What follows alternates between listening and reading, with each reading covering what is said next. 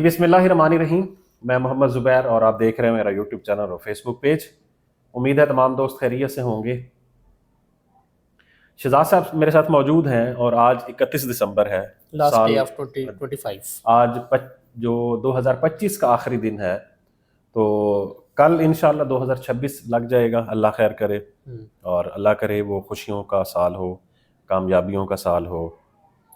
और ये है कि हमें 2025 से ज़रूर सीखना चाहिए। बिल्कुल ऐसे।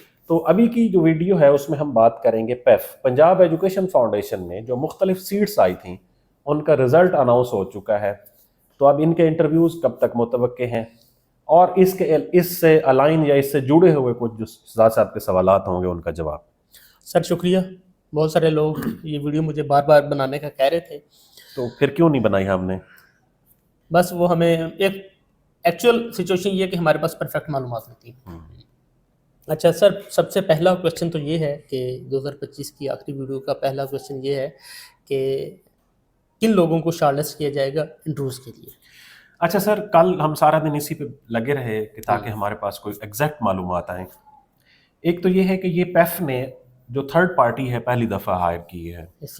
इससे पहले ये होता है यूजुअली कि एफपीएससी वाले पेफ वाले खुद लोगों की दरखास्तें कलेक्ट करते थे, फिर उनको शॉर्टलिस्ट करते थे और शॉर्ट लिस्टिंग के बाद फिर वो उन्हें बुलाते थे। उनकी एज पर प्रीवियस प्रैक्टिस जो अभी उन्होंने इवन के एडिशनल डायरेक्टर्स के भी इंटरव्यूज किए हैं, उनमें मिनिमम पर सीट के अगेंस्ट 5 लोगों को बुलाया है और मैक्सिमम 8 लोगों को बुलाया है। ओके, ठीक है। एज पर रिक्वायरमेंट से मुराद ये होता है कि बाज़ औक़ात कुछ लोगों के सेम नंबर होते हैं, ठीक है, तो उसकी बेस पर फिर वो देख लेते हैं कि हमने 8 बुलाने हैं या 5 बुलाने हैं। ज्यादा चांसेस ये हैं कि 8 लोगों को बुलाया जाएगा पर सीट के अगेंस्ट। ओके, तो यानी तमाम कैडर्स के एक्सपेक्टेड यही है कि 5 से लेकर 8 तक। जी, 5 उनकी प्रीवियस प्रैक्टिस यही थी, कल भी उन्होंने यही कहा है, इसमें भी यही फॉलो किया जाएगा कि मिनिमम 5 लोग और मैक्सिमम 8 लोग बुलाए। ओके, क्योंकि ये भी इस वजह है ना कि जो एचआर उन्होंने लेना है वो उसकी तादाद काफ़ी ज़्यादा थी, इसीलिए शायद उन्होंने थर्ड पार्टी को इंगेज किया है। अच्छा, तो थर्ड पार्टी का फायदा होता है ना कि वो शॉर्ट लिस्टिंग करके आपको कैंडिडेट दे देती है। बिल्कुल ऐसे ही। अब फर्ज कर लेते हैं हम कि डिप्टी डायरेक्टर की सीट पर अगर 2000 लोगों ने अप्लाई किया है और उनमें से 800 लोगों ने पेपर ही नहीं दिया, तो अगर महकमा होता तो महकमे को तो 1200 लोगों के डॉक्यूमेंट्स स्क्रूटनी करने पड़ते ना। तो उनके लिए ये फायदा हो गया कि 1200 लोग वैसे निकल गए, फिर कुछ लोग रह गए, उनके पास वो स्पेसिफिक लोग आएंगे तो उनके फिर जरा ये। अच्छा, तो सर अब नेक्स्ट फेज जो है यानी इंटरव्यू कॉल कब तक एक्सपेक्टेड होगी? इसके ऊपर महकमे ने काम शुरू कर दी है कल जब हमारी बात हुई थी, ठीक है, तो इसके ऊपर काम शुरू किया हुआ है उन्होंने, उनके पास रिजल्ट्स पहुंच चुके हैं, ठीक है, ये जो पैफ के थे। तो मेरे ख्याल में कोई अगले शायद 15 दिन के बाद विद इन 15 डेज जो है ना, यानी इनके इंटरव्यूज के लेटर्स निकलना शुरू हो जाएंगे। यानी हम अगर ब्रॉडर वे में बात करें तो जनवरी के अंदर इनका इंटरव्यू इंशाल्लाह। ठीक हो गया। अच्छा, आप ये बताएं कि अगर आपको कोई अंदाज़ा है या मालूमात है आपके पास, चूँकि ग्रेड 18 से लेकर बिलो ग्रेड तक सीट्स हैं, तो किस तरह का पैनल होगा जो एग्जेक्टिव्स के इंटरव्यूज करेगा और किस तरह का पैनल होगा जो ऑफिसर लेवल की सीट्स जो हैं उसका इंटरव्यू करेगा? अच्छा सर, इसका जो पैनल अभी कल जैसे मालूमात मिली थी कि इसका जो एक तो पैनल जो है ये एक बड़ा हाई प्रोफाइल पैनल होता है पेफ का। सही। एक सर, तो मुझे याद है सॉरी अभी कोई 2-3 माह पहले पेक्टा के पीमा के हुए थे इंटरव्यूज। पेक्टा के मुझे कंफर्म है उसमें स्कूल एजुकेशन का जो सेक्रेटरी है वो बैठा हुआ था। अच्छा, इसमें भी स्कूल एजुकेशन का सेक्रेटरी बैठता है या special secretary of school education बैठता है, ठीक है, लेकिन मैं ओवर आपको बताने लगा था ये एक ऑटोनोमस बॉडी है, इसका एक मैनेजमेंट बॉडी या बोर्ड ऑफ डायरेक्टर्स है, ठीक है। अब बोर्ड ऑफ डायरेक्टर्स को डायरेक्ट उनका जो चेयर करता होता है वो हमेशा मिनिस्टर करता होता है, ऐसे ही, ठीक है जी। अब इनका जो पैनल बनता है कम अज कम 7 लोगों पर बेस करता है, ठीक है, और उसको चेयर करता है मिनिस्टर स्कूल एजुकेशन। ओके, वो खुद इंटरव्यू में होते हैं, उसके साथ सेक्रेटरी स्कूल एजुकेशन वो मौजूद होते हैं या स्पेशल सेक्रेटरी स्कूल एजुकेशन होते हैं, ठीक है। उसके बाद एमडी जो पेफ के वो होते हैं। इसके अलावा जो बोर्ड ऑफ डायरेक्टर्स के मेंबर्स हैं वो भी मौजूद होते हैं, और जो इनके डीजी एचआर या मतलब हाई तल का फील्ड का जो हाईएस्ट सबसे ऑफिसर हाईएस्ट ऑफिसर है वो भी मौजूद होता है। तो तकरीबन ये 6 से 7 लोग मौजूद होते हैं जो इनके इंटरव्यू लेते हैं, और ठीक ठाक इंटरव्यू लेते हैं। टेक्नोक्रेट होते हैं। हाँ, और ठीक ठाक इंटरव्यू लेते हैं। मतलब ये नहीं है कि उस इंटरव्यू के अंदर आप ये समझे कि खाना पूरी है, नहीं, ऐसा नहीं होता। ओके, और चीज़ें मेरिट पे होंगी इंशाल्लाह। ओके। अच्छा, अगर अच्छा तो जो बिलो लेवल की सीट्स हैं जैसे कि ऑफिसर रैंक है या इसी तरह की ग्रेड इक्वल टू आप कह लें कि ग्रेड 14 हो गया इस तरह, तो उनका शायद ये पैनल कम होगा। उनमें हो सकता है कि मिनिस्टर ना हो मिनिस्टर ना सकता हो। है स्कूल एजुकेशन का सेक्रेटरी ना बैठा हो, बट बाकी लोग सेम रहेंगे। बोर्ड मेंबर्स और एमडी जो है ये वो तो मौजूद होंगे, वो तो पक्की बात है, होंगे ना। Okay okay. अच्छा सर, आप ये बताएं कि जो लोग रिकमेंड होंगे इंटरव्यू के लिए उन्हें किस तैयारी के साथ जाना चाहिए, मीन के उनसे किस तरह की क्वेश्चनिंग हो सकती है। अच्छा, अब इस सवाल से आने से पहले ना एक और सवाल भी है। लोग अक्सर पूछते हैं कि ये जो पेफ की जॉब है ये फॉर 3 इयर्स कॉन्ट्रैक्ट है, उसके बाद ये खत्म हो जाएगी तो नहीं खत्म होगी। ओके, देखिए वो उनका जो प्रोसेस है वो है यही कि वो इनिशियल 3 साल के लिए कॉन्ट्रैक्ट पे रखते हैं, और यही प्रोसेस उनका चलता रहता है टिल यूर सुपर एनुएशन। सुपर एनुएशन कहते हैं टर्मिनोलॉजी के अंदर 60 साल तक, ठीक है।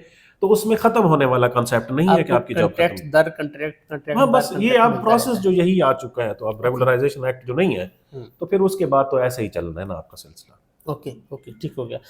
अब मेरा जो क्वेश्चन था कि किस तरह के क्वेश्चन पॉसिबल हैं या किस तरह की उन्हें तैयारी करनी चाहिए। अभी वेरी रिसेंट जो एडिशनल डायरेक्टर्स के उनके इंटरव्यूज हुए थे, एक तो जिस फील्ड में एडिशनल फर्ज को एडिशनल डायरेक्टर अगर उनका फाइनेंस का था, उन्होंने फाइनेंशियल मॉडल्स के बारे में पूछा, अपनी ऑर्गेनाइजेशन के अंदर जो फाइनेंशियल मॉडल है उसको किस तरह से इंप्रूव किया जा सकता है। ठीक है, फाइनेंशियल मॉडल के अंदर कौन कौन सी चीजें मीन एक मैं डोमेन बता रहा हूं कि एक तो स्पेसिफिकली उसकी जॉब के जॉब डिस्क्रिप्शन के हवाले से सवाल थे। तीसरा जनरल अंडरस्टैंडिंग के भी क्वेश्चन थे, जियोग्राफी के क्वेश्चंस भी थे, ईडीएस के क्वेश्चंस भी थे, पाकिस्तान स्टडी के क्वेश्चंस भी पूछे हैं लोगों से, इस्लामियात के सवालात भी पूछे हैं।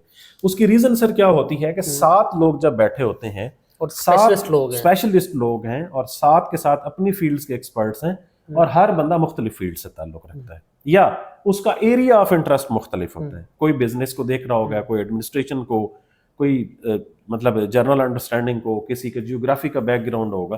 तो इस तरह से वो एक मिक्सचर होता है सवालात का, वो हर तरह के सवालात पूछते हैं। ओके ओके, तो आप क्या समझते हैं कि जिन लोगों की तैयारी है या जो लोग पहले कभी पीपीएससी या एफपीएससी के इंटरव्यू दे चुके हैं उसी लेवल का होगा, ये थोड़ा सा मुझे लगता है उससे ज्यादा होगा, उससे हाई रैंक का होगा। उसकी रीजन ये है कि जब भी कोई ऑर्गेनाइजेशन खुद इंटरव्यू कंडक्ट कर रही होती है तो वो इस बात को जैसे मेक श्योर करती है कि कैंडिडेट जो है वो एटलीस्ट इंटरव्यू से मुतमईन हो। ठीक है, ऐसा नहीं है कि कैंडिडेट ये समझे कि ये खानापुरी है। देखिए पब्लिक सर्विस कमीशन में तो खानापुरी नहीं होती, ठीक है। उसके इंटरव्यू एक प्रॉपर एक मैकेनिज्म है, उसके थ्रू होता है। लेकिन इसमें भी प्रीवियस अभी जो वेरी रिसेंट इंटरव्यूज हुए हैं उसके अंदर बाकायदा इस चीज को इंश्योर किया गया है कि हर बंदे को प्रॉपर टाइम दिया गया है और उससे प्रॉपर क्वेश्चनिंग पूछी गई है, और उसके बाद ताकि वो मुतमईन हो के इंटरव्यू रूम से निकले। ओके, यानी आप ये कह रहे हैं कि जिस तरह डिप्टी डायरेक्टर्स की सीट थी, अगर किसी शख्स ने उसके इंटरव्यू के लिए जाना है तो उसको डायरेक्टर लेवल की तैयारी करनी चाहिए। डेफिनेटली। अच्छा, तो मिक्स लैंग्वेज होगी? मिक्स लैंग्वेज मिक्स होती है। ओके, दोनों तरह के सवाल पूछे जा रहे हैं।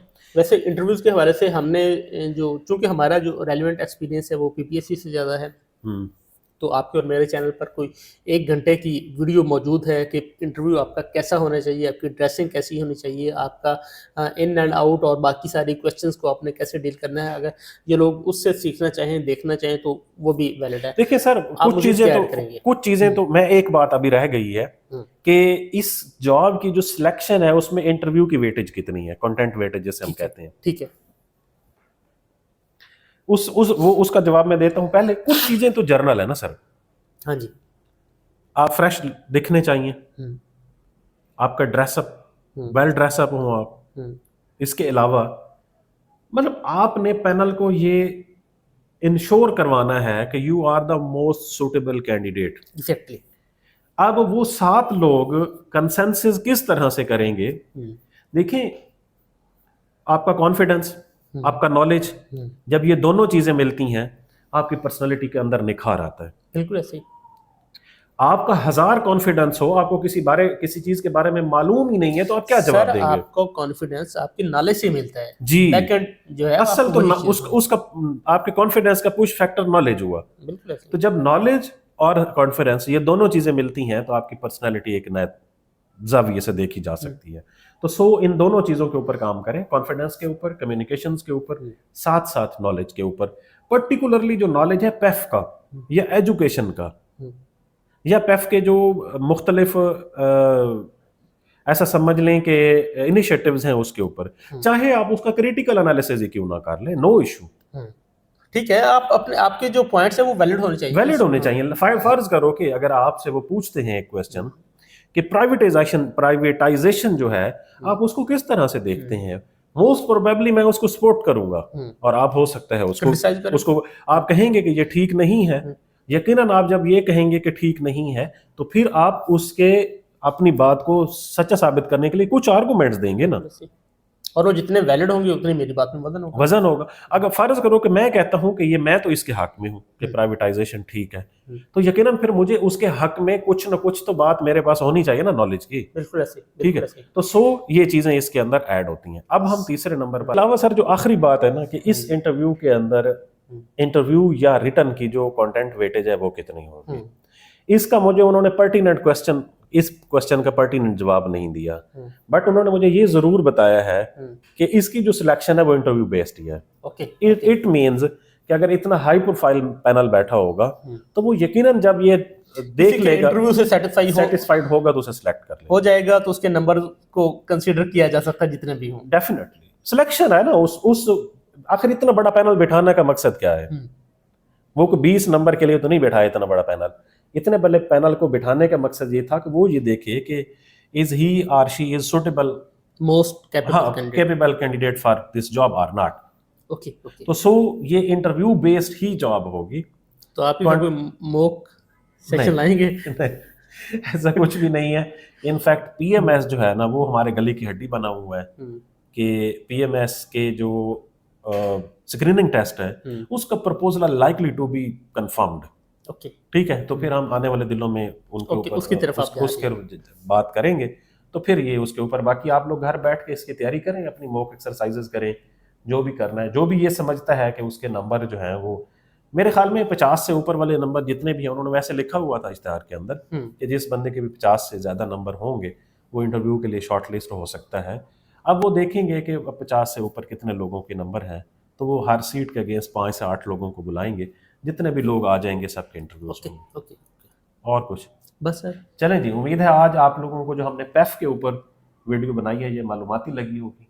अगर आप हमारे चैनल पर नए आए हैं तो इस चैनल को सब्सक्राइब कर सकते हैं। बहुत शुक्रिया।